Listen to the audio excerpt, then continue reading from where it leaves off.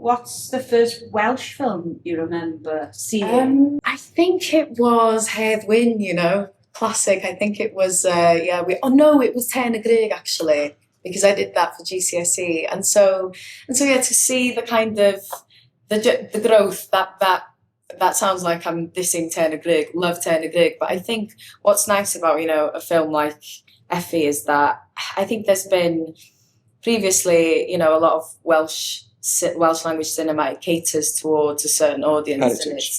And it's very kind of traditional. And I think what's great about Effi, in my opinion, is that, you see modern Wales, North Wales represented, and the Welsh language is allowed to kind of just exist and to be, and you just see, and before the whole Welsh thing, you just fall in love with this great character and Effi's story.